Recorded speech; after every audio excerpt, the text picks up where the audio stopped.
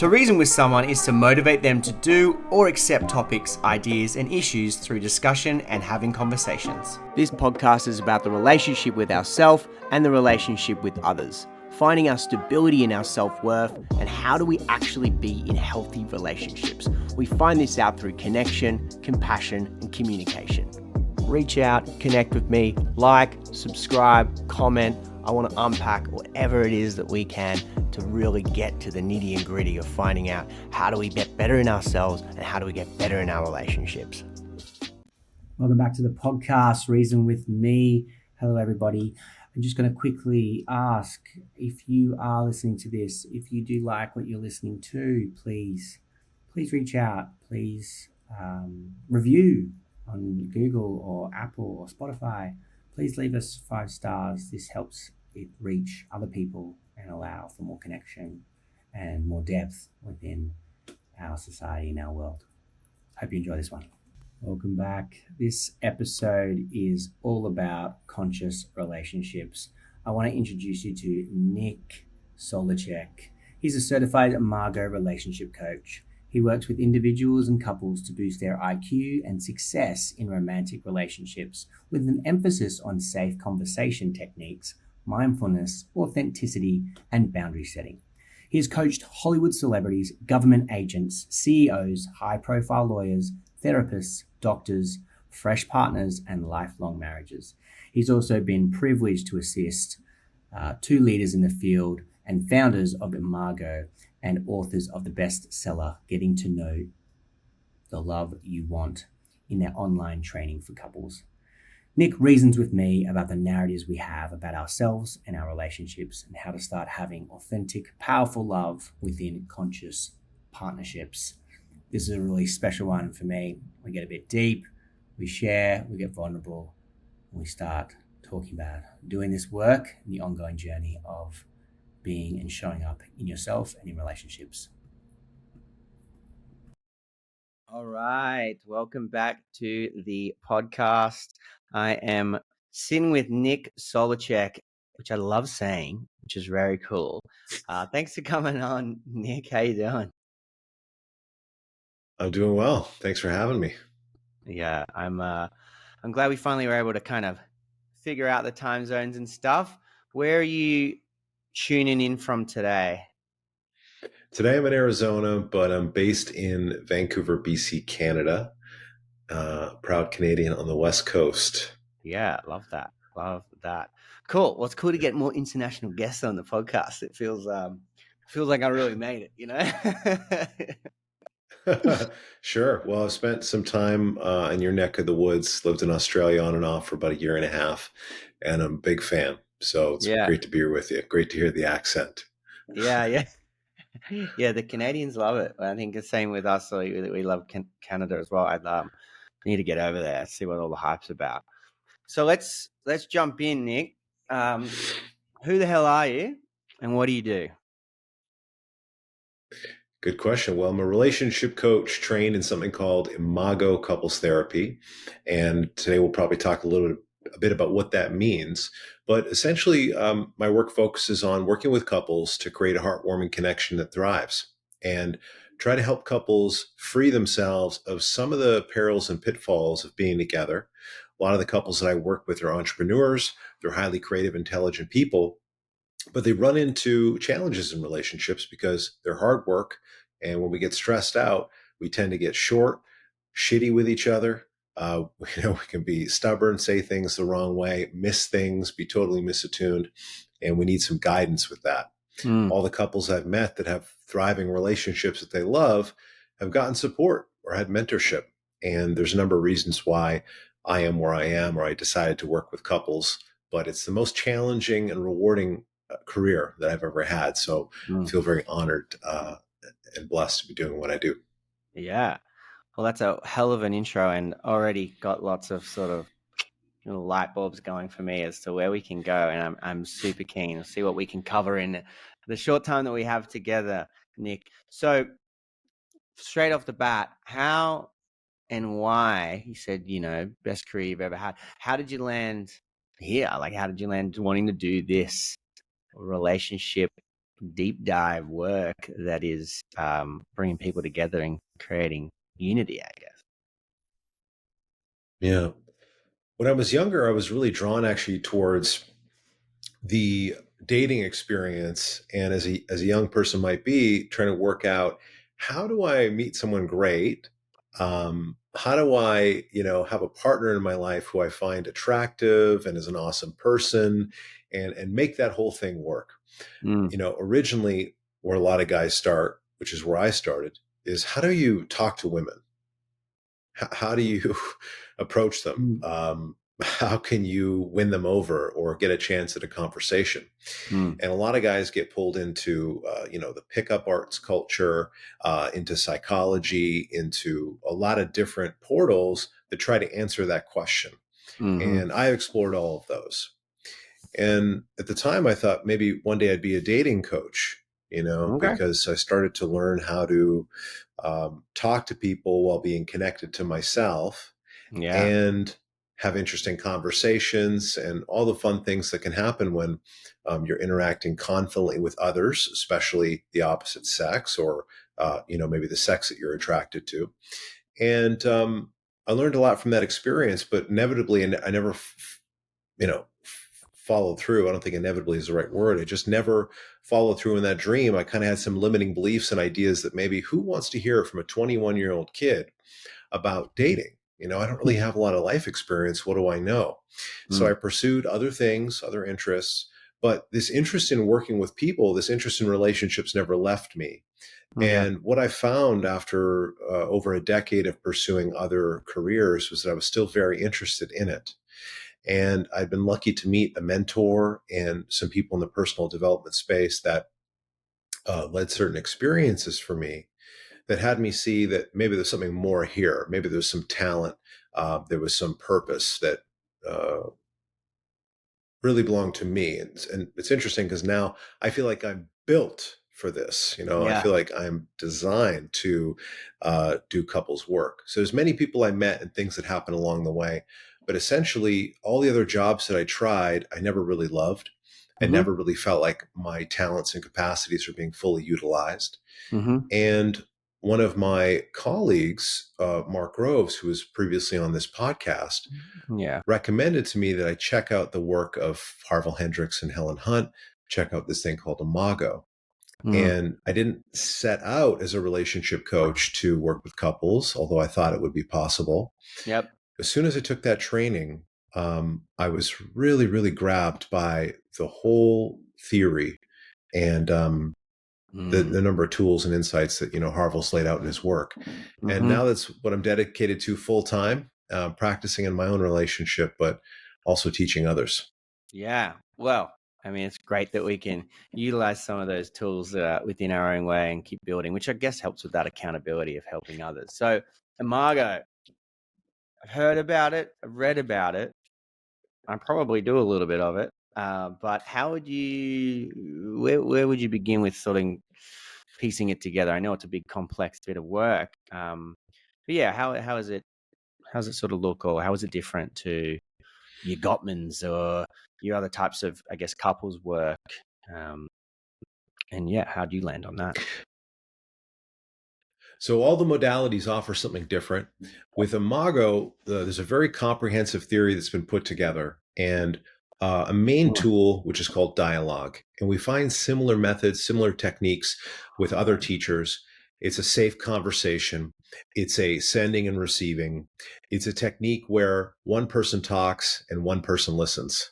Mm-hmm. And with respect to a lot of the conversations that happen in relationship, especially outside of the honeymoon, outside of the early phases, that kind of stuff is where we go wrong, where we go sideways.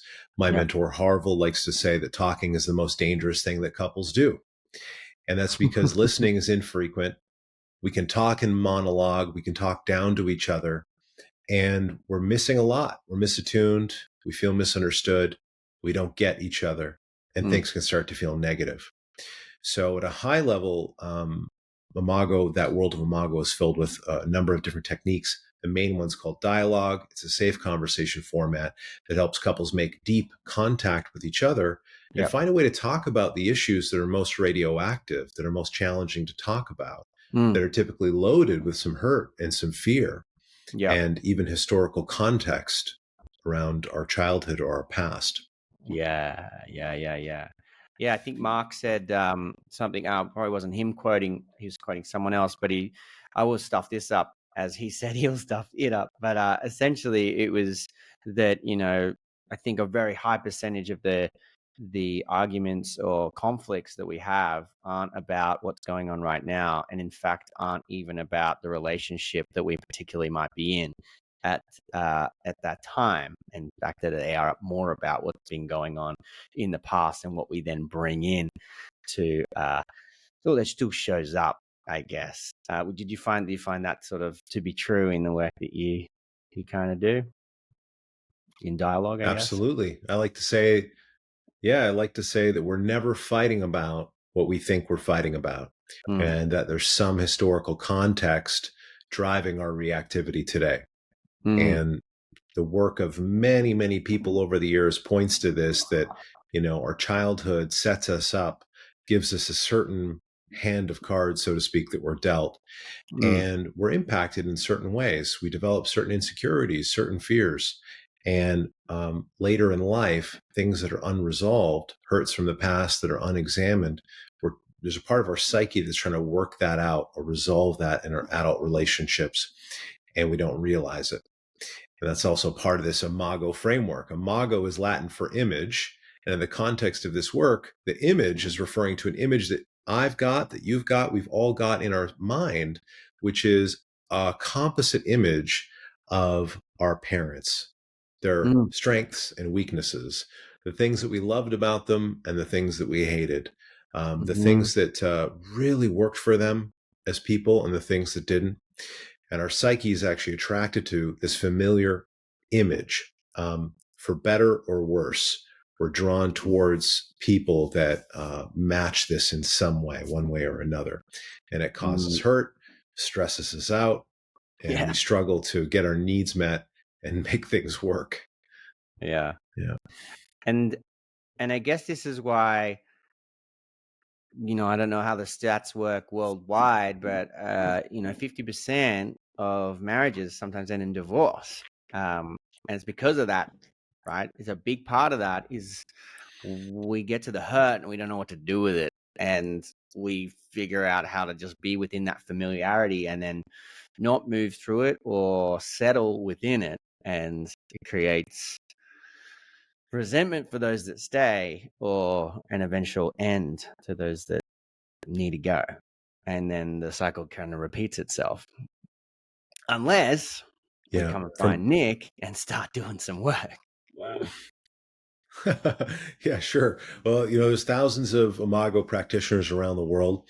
I'd love to work with everyone, and I just don't have the capacity as an individual to do it. But the paradigms really offered a lot to me. And regarding the stats about divorce, from country to country, these numbers vary. Over the years in North America, I think that's been between 45 to 60%, somewhere in there. But it's a big number. Half of marriages don't work out, essentially. A lot of people use the word fail. I'm trying to get away from that because I've been in many relationships over the last 20 years. And I'm currently with a partner who I've been with for 5 years. And the work of Imago and other tools and things we've integrated have allowed us to take on a new perspective and a new attitude and a new philosophy about being together. Yeah. It's really some wisdom that her and I just didn't have before, which has made a Yeah. big difference. And I think that for some of the statistics here, people who end up maybe as a statistic, if they feel like the relationship failed, that's okay. But the relationships that I've been in throughout my life have taught me something, because I've chosen to look at it that way. I've chosen to say, okay, this didn't work out. What is this here to teach me?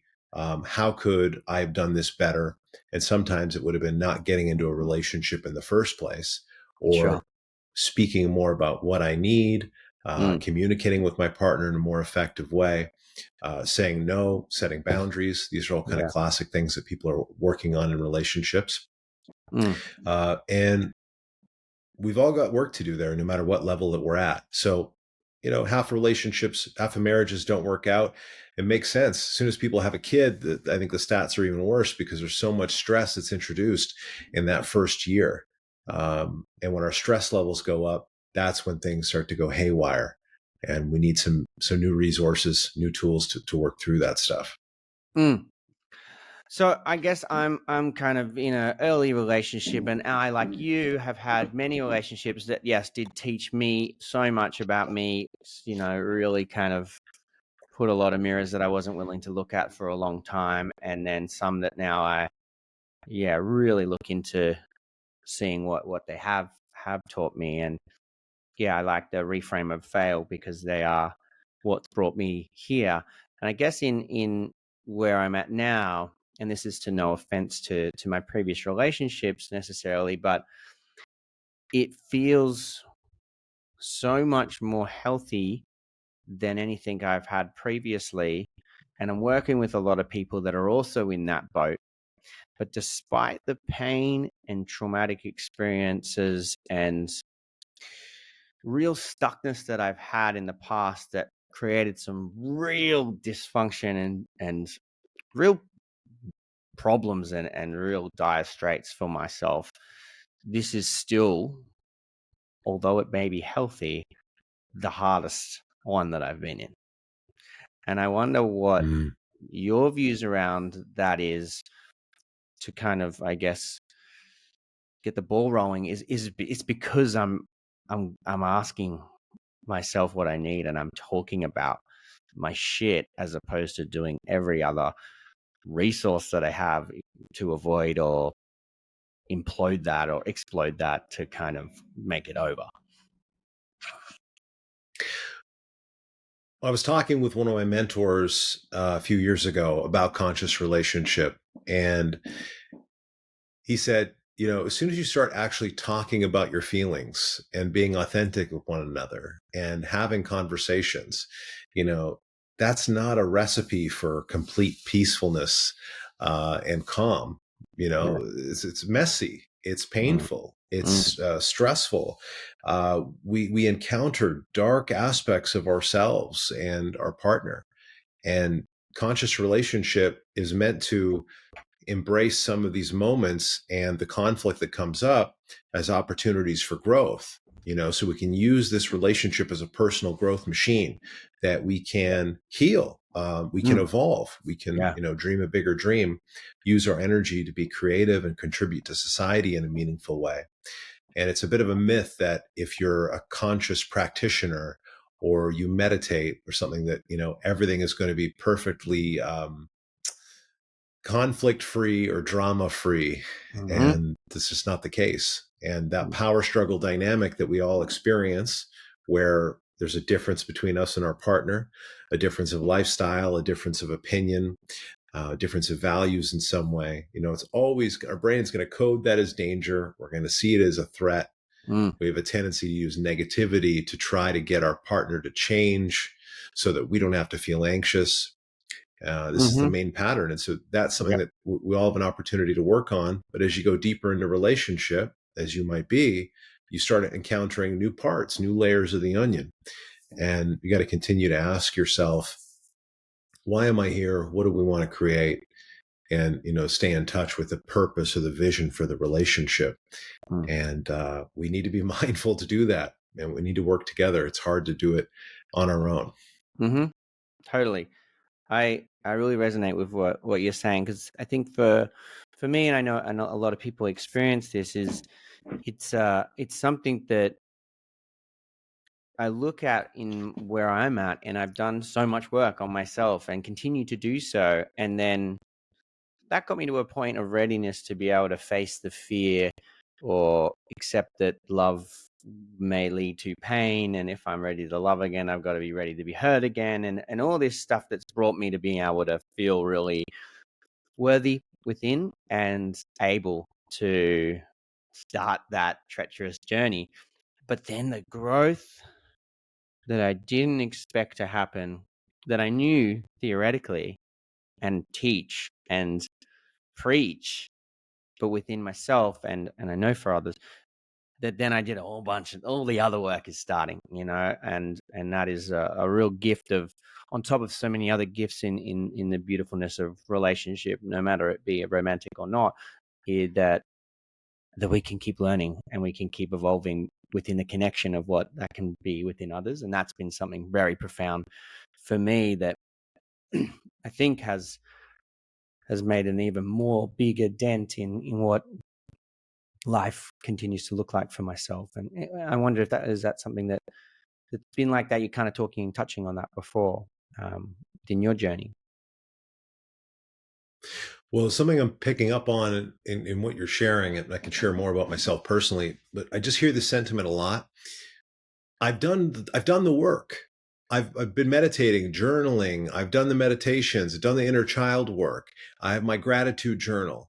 And, why am I still having these challenges? I took the $10,000 mastermind.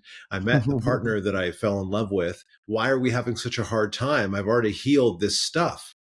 And working on things as an individual and working on things in a relationship are very different. There are some things that we can only heal by being together, by being connected, by being close to another. There are some things that are only going to be triggered by that. And that intimacy and that closeness in itself triggers our stuff, triggers our trauma. Yep. Whether we recognize it or not. Maybe we're not aware that we've got something going on. Whether we think of it as trauma or developmental stress or issues from the past, ultimately, these are all the same thing. Something from our history is impacting the moment. Yeah. So there's another part to that question where I think was about me and my journey. And I agree with what you're saying, is that you think something's resolved. You think that, I'll just speak about myself. I felt at certain times that maybe I'd looked at the father wound, I'd looked at the mother wound. I've explored this stuff and I have more clarity about what my concerns are, or what maybe my developmental issues might be. And then you get close to another person and this stuff manifests and comes up in a more real way. And you get connected to the fact that, oh, this isn't done. This isn't totally healed. And I think that there's a kind of a myth out there that we can be 100% completely healed and have no sensitivities or insecurities or wounds or fears. And that's just not the case. I think that we're always going to be working on this, and the job will never be done. Preach. That's exactly right. And always my first alarm bell to go off. I'm like, I'm healed. I've done all the work. I'm like, all right, we'll see. It's forever growing. Recovery is called recovery for a reason. It's never recovered, and that's growth too. So yeah, totally, really, really like that. And I guess in the parts of what you said before, Nick, is that to stay in that is I guess for a lot of people really unfamiliar. And I know you've spoken about this in the past, and I really valued that. And I would love to sort of talk about it a little bit more. Is it's easier to potentially be in potential chaos or potentially harmful or disrespectful or potentially abusive relationships than it is to navigate this stuff within a relationship where someone is willing. I was wondering if you talk a bit more on that idea of everything, because I think it does touch on so many important vessels of this work. We are drawn to the familiar. So if we had a childhood that was chaotic or confusing or abusive, there's a tendency for us to be drawn towards partners who can help us co-create these negative scenes from our childhood. And we do it in a few different ways. We can become like our parents. We can project that our partner is like them in some way. Maybe we pick a partner who we perceive to be like mom or dad. And we really just inspire these moments to play out. And there's a real subtlety here to notice about yourself and what you're bringing to the moment with your partner and what they're bringing and how that stuff interacts. I'll give you a great example. Yeah. In the car, my partner and I will sometimes get into conflict with one another. And I'm starting a podcast this year. I'm actually going to do a whole episode on this, like communication in the vehicle, because I Yeah. noticed that for her, she Mm. had difficult moments in the car with her parents that were stressful, that were misattuned. And I noticed that I had those as well. So there's a familiar scene there, being in the car with the family, being in the vehicle with your partner, and things go a little bit sideways. Now, just so happens that the driver is also trying to follow the laws, keep you alive, go in the right direction, navigate any threats or changes on the road. And, for me, I'm like point A to point B. I have a mission here. Keep us Yeah. safe, get us there. Yeah. That's that. And my brain and my system is not fully attuned and available to always have deep conversations with my partner. The point is there's something there physiologically that's impacting the moment. Our biology can prevent us from being present and curious and available to our partner, but we can fail to communicate that about ourselves or understand that about our partner. So that's just one scene and setting. It could be the dinner table. It could be the bedroom. It could be at Christmas time, that we tend to co-create moments that are familiar to the past. And we enjoy the positive ones. We enjoy the loving, peaceful, calm, connected moments. And it's the negative, hurtful, painful stuff that is so upsetting. And it just Mm. takes a small little pin prick to emit a very big reaction, just like when you pop a balloon. Mm. You get this boom, this big reaction from just a small stimulus. And so Mm. the same thing is true. And when we or our partner are responding or reacting in a way that doesn't make any sense, that's the opportunity to get curious and to ask yourself, what information am I missing about this moment or about this person? Why don't I understand? There must be some information that I'm missing. And in Mm. my experience, that Mm. information is this historical context. It's something from their childhood, something from the past that I wasn't there for, I don't know about. And now maybe I'm being in a way or talking in a way that is touching that hurt, that's making contact with that. Mm. And my partner's reactivity or response or stress around it doesn't make any sense to me. Mm-hmm. And that kind of interaction causes a lot of trouble, a lot of friction for couples. Mm-hmm. And even after a few years of practice here with my partner, it's still something that we work on. We Yeah. go, oh my gosh, maybe after 10 or 15 minutes, oh, this totally fits this pattern. But that quick turnaround time makes a big difference because it restores empathy for us, that we can Mm. sense what each other's feeling and what this is really about. And we can shatter a little bit or dismantle some of the projections that go on Mm. and return Mm. to, connecting to our adult selves and repairing the moment, apologizing, clarifying what's important to us and where we're coming from. Mm-hmm. And I got to do my part to listen, to be curious, listen non-judgmentally, and making eye contact with my partner, being attuned in the moment. Yeah. It's hard to do. We take this stuff personally. We get defensive. We want to react. We want to prove our case, which is Yeah. often, my go-to, because I'm a logical person. So I want to say, well, this. Well, what about that? Mm. Mm-hmm. And none of that really helps create repair or Mm. reconnection. Totally. But it's so ingrained, again, from, experiences that was needed. And that was much more of a survival necessity than it is now. But we get stuck, right? So that all sounds so conscious and wonderful and beautiful, even though it still comes with its ruptures and repairs. But the key part is that you can consciously come back to repair, and there's a lot of awareness and, I guess, time spent in practice to be able to do that. So for someone or couples that are much newer, I guess, to that space, what kind of starts the consciousness? Like, how do we start to helping or assisting or ourselves to be able to go, I need to slow down? Now I've got two part. So I'm going to come back to that next part. But building on this first, I guess, is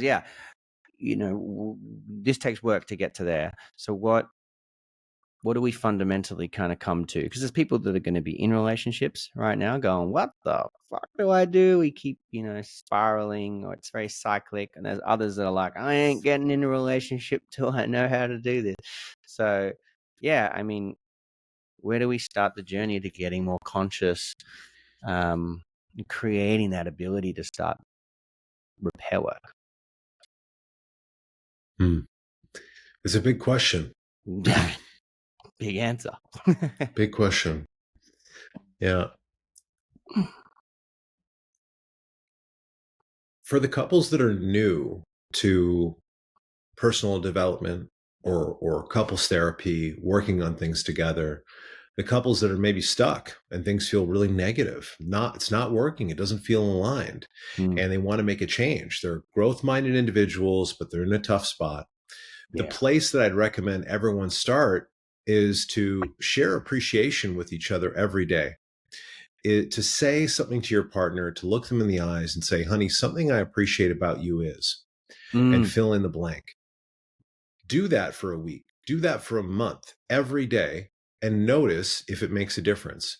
If both partners are sharing appreciation, putting positivity into the bank account of their relationship, they're going to notice that they've got more resiliency to handle the upsets and the difficult moments and the challenges. It's when we've got nothing in the reserve. All we've got is resentment and disappointment and hurt. So any little other upset or difficult moment becomes very hard to handle in the face of days and days and weeks and months of negativity and misunderstanding. Yeah. So that is the place I'd recommend people start. And it's not hard to say something you appreciate about your partner. You might feel resentful and you might feel like, you know what, screw them. I don't want to. They need to go first. And that's also something that needs to be overcome and worked through, which is your own resistance to actually going first or taking the lead. And, over time, if you want to have a meaningful, thriving partnership, both people are going to need to take opportunities to initiate. And whether that's sex or it's appreciation or it's a difficult conversation, to initiate the conversation that both people, are putting energy in that way. So what I'm talking about here is, based off the work of many people. Gottman developed this 5-to-1 ratio that he observed through the Love Lab, through his experiments. I believe it was just outside of Seattle, Washington.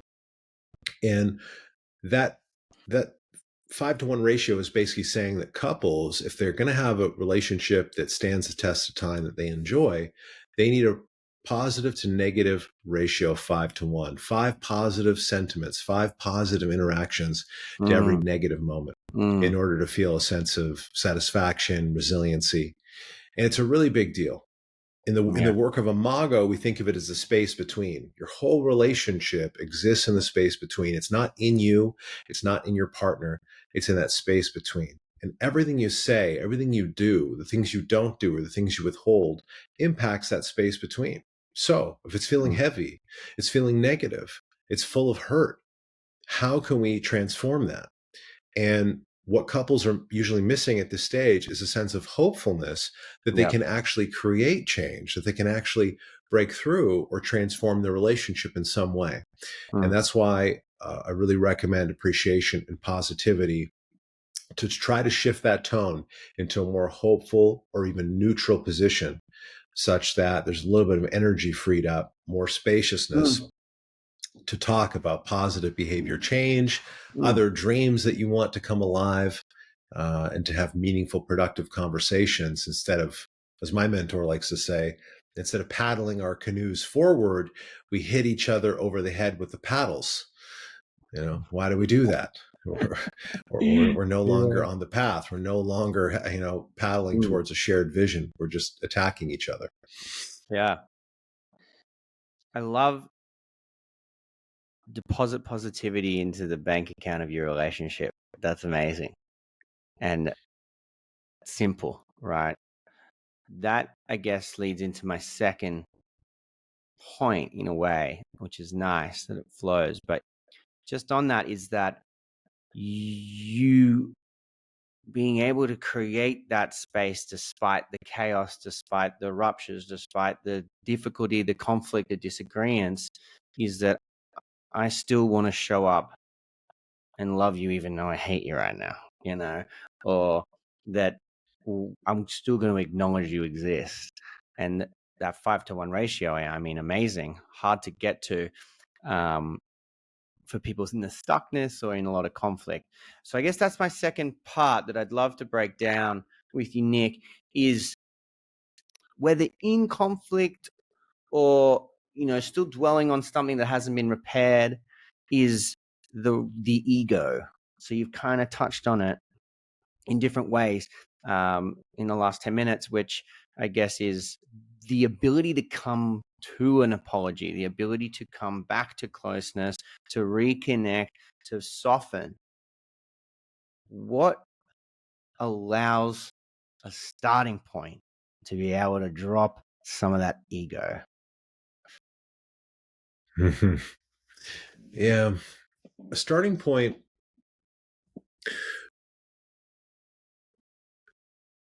There's really a couple key sentiments that you might start with when you're wanting to repair. So if you have a hard time in a moment with your partner of reconnecting, of taking a breath and asking them a question and being curious about, hey, how can we make this better? Or how can we work through this? There's a couple key things that you might journal on or reflect on in your own mind. One of them is, if I was to redo this moment, if I was to redo the last hour, or I was to redo the moment that started the conflict, is there a way that I maybe could have done better? Is there a way that I actually could have spoke or behaved, something I could have done or not done that would have changed the outcome? And there almost always is, but we can be resistant to actually taking responsibility for that. It can also be just so far outside of our awareness that we don't see it. We've got walls and masks that protect us from that. Sometimes it's hard for me to know or give a general prescription, for everybody. Of course. Because everyone's in a different place, everyone's in a different state of mind, a different perspective on these issues. So when it comes to repair, at the end of the day, whether you're new to this or you're an expert, there are a couple main themes here. And one of them is just about responsibility. Is there a way I could have done this better? Oh, you know what? I wish I could have handled this differently by doing this. And what you really deserve from me in this moment is, these things go beyond saying, okay, honey, I'm sorry, you're right. I'm sorry, you know what? You're right. We actually need to go a little bit deeper to communicate our understanding and our perspective and say, okay, something I would have done differently. What you really deserve from me is, hey, there's something I'd like to repair, something I'd like to take responsibility for. And how I really want our relationship to be, what I'm actually really excited about is this. If you get really reactive, really triggered, then maybe there's something else there. Like, this moment or this pain or this frustration, it really reminds me of this from my childhood. And if people are able to figure that out, if they're able to feel and sense what that might be, just possibly what it might be, they're also that much closer to resolving and reducing the amount of time that they spend inside of these conflicts, because they can more quickly get to the source of what's charging the reactivity. So if you have a lot of conflict in your relationship, you're trying to break through this kind of stuff and you want to make a difference, those are some key sentence stems that I'd recommend. And when I give these to people, it's kind of like a script. And it works if you sincerely answer the prompt. If you start making things up or telling your partner what you think they want to hear, that doesn't work. Your partner's generally going to sense the lack of authenticity or the, insincerity. So I'm not sharing that those sentence stems to give people some script to follow, but these are really points of personal inquiry that I found extremely helpful. And they have allowed me to diffuse the bomb that is certain conflicts in relationship. And I'm not saying that to, paint a picture that my partner is some explosive person, but everybody knows what I mean. These moments that can go sideways in such a hurry, and they do, Yeah. that can feel very explosive. It is like kind of a bomb going off. And what would it be like to be able to actually diffuse, to have the skills, the knowledge, and the wisdom to diffuse some of those moments so that they go differently, even if there is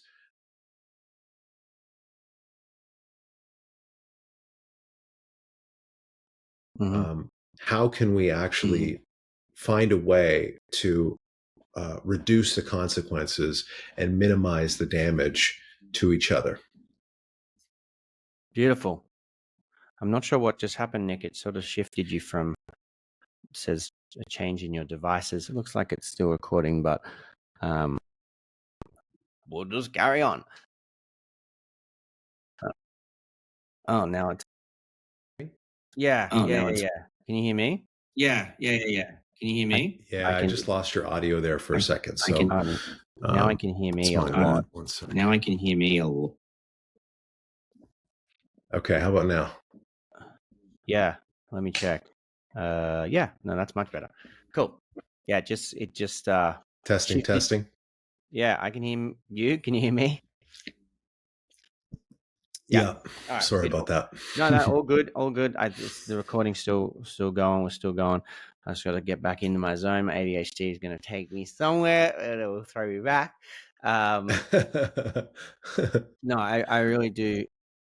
I do love that. So let's keep building on that. So, look, I really value what you're saying, and I think it is really, really helpful. And those sort of stems that you're creating and prompts that you're allowing are really self-inquiry. I think in that, yes, we can start to diffuse the implosion or explosion that is conflict, but first is being able to kind of, how do I get to those points? And I think those prompts are really powerful ones.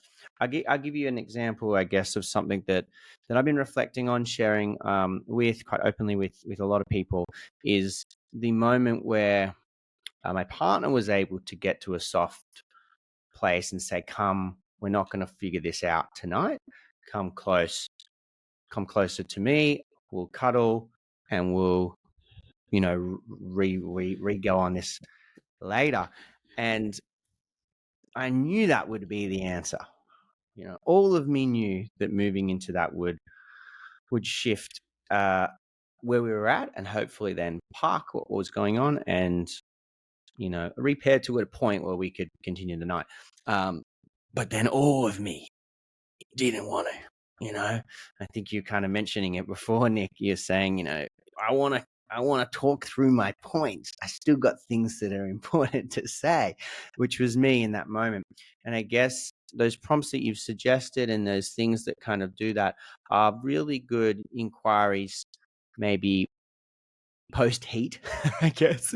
But in heat, I guess for me was like the ego and the I don't want to come to that point yet, and it was so in my body and in my emotions, and I really found it hard to just pause and reflect, because I was offline really, and to come to a point where I did is to then be cuddled, like, and for those not watching the video, I'm like, oh, this is helping you, but I don't think it's not softening me. It's like hugging a concrete wall for a little while until eventually I did soften. So I guess there's this part of me that I got to that point, but I guess I paused and said, I'm finding it really hard to come closer to you right in this moment. And it was almost a monologue to say, I can't drop my shit. So I wondered, in those moments where it's like, I can't settle, I can't drop this, but I also know that any more of this is going to keep being too volatile and explosive, that we won't repair whatever it is that we're trying to work through. Does that make sense, Nick? You kind of picking up what I'm putting down with that? Yeah. It totally does. Not every moment is a moment to have a conversation. So it wouldn't matter, what amazing tool you or me have got Mm. and what we might prescribe to a certain situation. It could be a genius tool and a great method, a brilliant sentence stem, and a wonderful self-inquiry. It doesn't mean that every moment is the right moment to work it out or to spend an hour talking about it. Mm. And we need to try to develop some consent, about this, which is, hey, is now a good time? Is this the best Mm. time? Just Mm. because I want to go, just because I want to talk, doesn't mean it is. Mm. And one of my mentors calls this psychic potty training, which is that we got to learn how to hold it. Even though we want to go, even though, because we can end up making a big stink in the middle of the living room, and I the company love wants to that. leave, and now the carpet's ruined. So Yeah. psychically, we've got to learn how to hold on to some of this energy, to put it Mm. aside for a moment. Sometimes we need to temporarily suspend our reality. And that means that at some point here in the next 24 to 48 hours, that you do get a chance to be heard, to share your piece. But hopefully it's not at the peak of a trigger or a really big emotion, that you're able to hold on, take a breath, take a moment. There's all kinds of things you could do in that Yeah. moment of rage or upset or inability to come close. It's just that we're so offline, we just don't remember what our opportunities are. We don't remember some of the Mm-hmm. tools that we've learned. We don't think, hey, maybe if I just tell my partner, hey, I love you, but I'm feeling upset, and I'm just going to go for a walk for 30 minutes to clear my head. And when I come back, I'd love to try to talk about this if it's a good time. Mm. Now, if it's 3 a.m, maybe that doesn't work. But my point is that there's things we can do. We can have a Mm. cold shower. We can do push-ups to failure. We can have a meditation. We can do our somatic practice. Whatever tools we've got available to us that help clear, ground, and reconnect us to ourselves. Mm. For some of us, it's very difficult to do. For Yeah. some of us, it's near impossible. Yeah. And that's kind of another situation in itself. But I definitely Totally. understand what you mean about that, and feeling shut down or feeling like you can't or you don't want to. And that's when you're really inside of the trigger, Mm. or there's another part of you that's online kind of managing or running the show. Yeah. Yeah. And beautifully put. And, a nice place to end on psychic body training as well. I do like that visual, I guess, just the idea to sit on it, hold it, and assess what is going to help me get to a point where I can at least move, because sometimes there is that complete freeze for some, or overreactivity in that, I guess, heightened state that generally, as we all know, doesn't lead to more success. It leads to more disruption. I do really value both of those things, and it does resonate with me. And I guess as I hope with people that are listening to me and Nick really get into it, is the reality around, we had a couple male therapists working in relationships that are constantly working on their relationships, and that perfectly imperfect reality is, you might be getting couples work and keep coming to this point where there's more to do, or why aren't I getting it? But I mean, it's sort of a bittersweet, but I mean, me and Nick are going to keep doing it. We got to keep working on ourselves to be able to keep doing that sort of thing. And I won't speak for you, Nick, but yeah, I guess I just want to sort of shout that out to others as well. Well, it's an important message, and I would like to be perfect. I would like for life to be very easy and Mm-hmm. free from suffering. Yeah. And I'd like everyone to think that I have all the answers and I've got it all together. And I'm not perfect. No one's perfect. No relationship is perfect. And in the online realm of hyper comparison, it can be very difficult to remember that everyone's working on something, and Mm-hmm. everyone's focused on particular outcomes for themselves. We've all got fears and insecurities. And so it's important to have some compassion for ourselves and for others, about the suffering that is part of our life, and to try to stick together. We need each other. We're an interdependent species. And Mm-hmm. I hope that this podcast offers some hope for people that are needing some encouragement, needing maybe some wisdom just to support them on their current issues and the roadblocks they've got. Yeah, well said, Nick. All right, well, I'm going to ask you one more quick question, and then we'll slowly bring it to an end. But what would be, you personally, I guess, is ideal.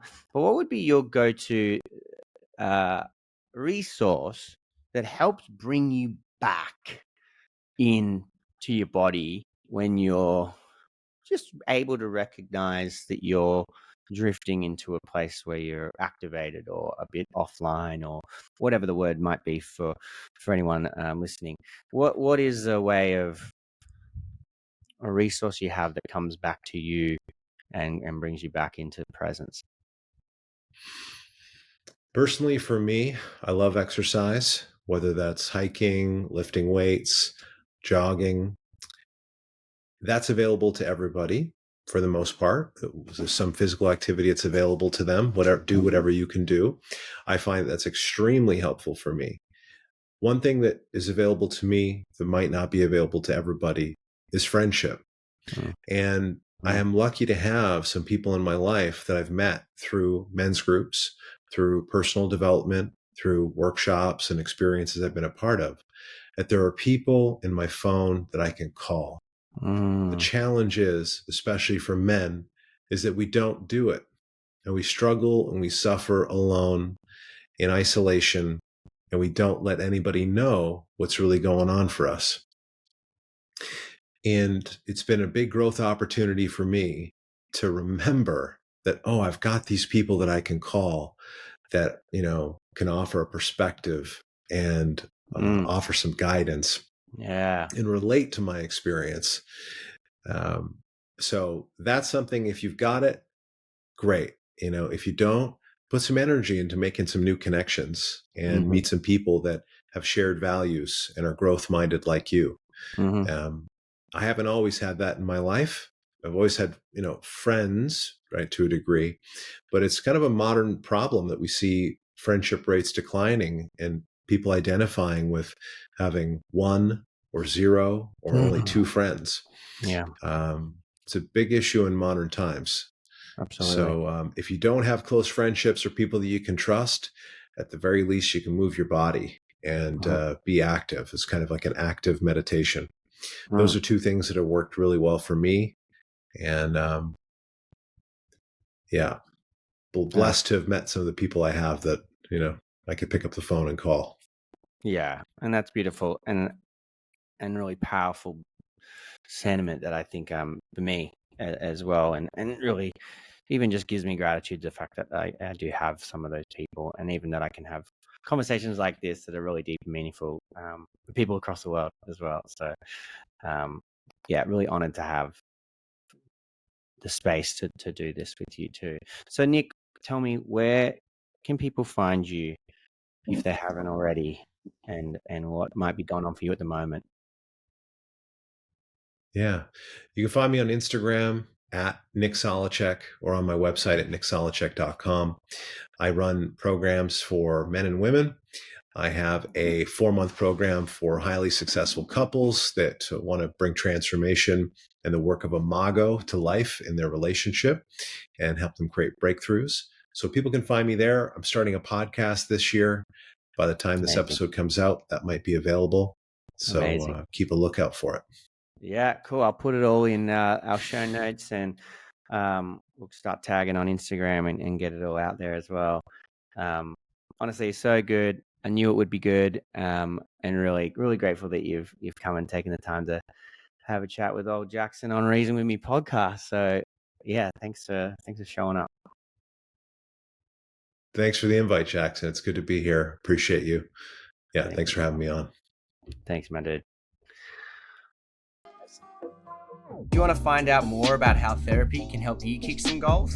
Go check out findreasontherapy.com.au or the Find Reason Therapy Instagram page.